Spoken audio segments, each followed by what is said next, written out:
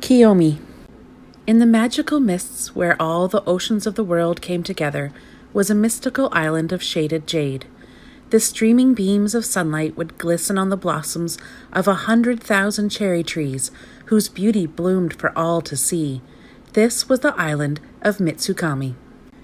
Near the very center of the island stood a meadow that encompassed all the beauty around it. The cherry blossoms danced in the soft, gentle breezes across the meadow, creating a blizzard of snowy petals. On the side of the meadow, nearest the rising sun, lived the dancing deer of Mitsukami. As deer go, they weren't very tall, but they could leap so high that their movements seemed as graceful as a sunlight ballet. The most beautiful of the dancing deer was Kiyomi. Her eyes were like large almonds resting in deep, still pools.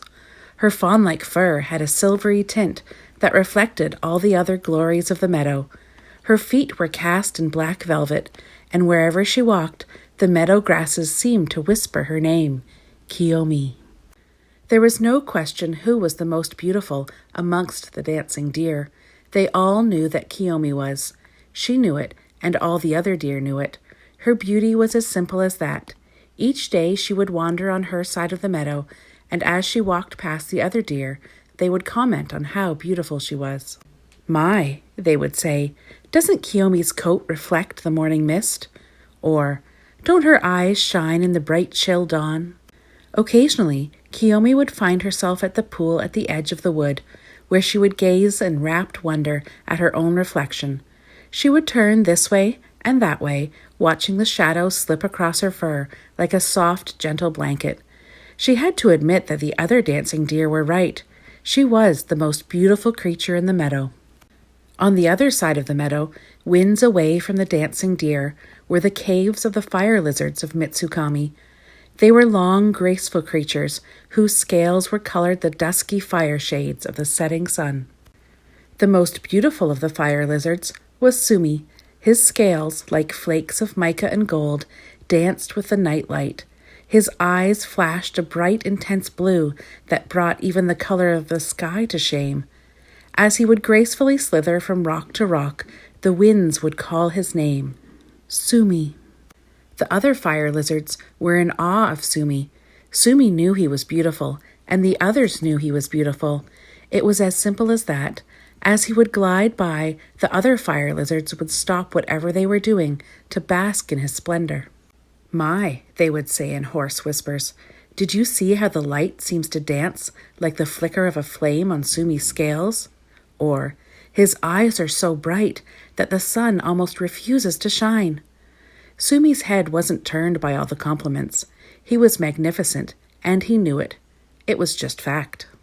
On occasion, if time allowed, Sumi would wander to the edge of the still waters near the caves. There he would gaze in awe of his own beauty. He would turn this way and that, watching the light skip and dance across his diamond-shaped scales. The other fire lizards were right. He was the most majestic creature in the meadow, or so he thought. One day, the two most beautiful creatures of Mitsukami met quite by accident at the center of the meadow. As was the custom for both of them, each paused, waiting for the anticipated compliments. The two of them waited and waited, Kiyomi on one side of the trail and Sumi on the other, but nothing was said. They both thought, maybe the other is not seeing me my best light. So carefully, they changed places on the trail and waited, but neither one spoke. "Excuse me," said Kiyomi, "did you want to comment on my beauty, or did you wish to look some more?" "Well," chuckled a bemused Sumi, "I was thinking the same thing.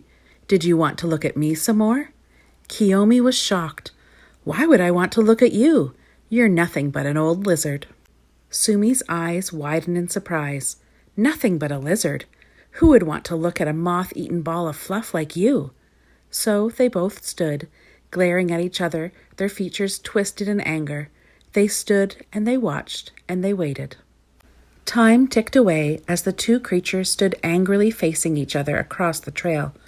"Well, it's obvious," said Kiyomi, finally breaking the silence, "that one of us can't see his own reflection." "Yes," sneered Sumi, "it is very obvious that one of us can't see her own reflection. Why don't we go together to the mirrored pond at the center of the meadow? There we shall see what we shall see as the sun sets into twilight. Kiyomi thought this was a simple solution to Sumi's lack of insight, but she insisted that she be seen in the early light of the rising sun.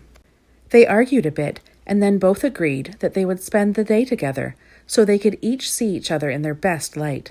Satisfied that the question of beauty would soon be resolved, they headed for the mirrored pond, Kiyomi leaping down the trail with Sumi striding majestically beside her. They waited at the edge of the pond, each on one side. As the waning light of dusk glittered and skipped across the water, it reflected on Sumi's scales like 1,000 diamonds in candlelight. But the light also gently caressed Kiyomi's soft, velvety fur.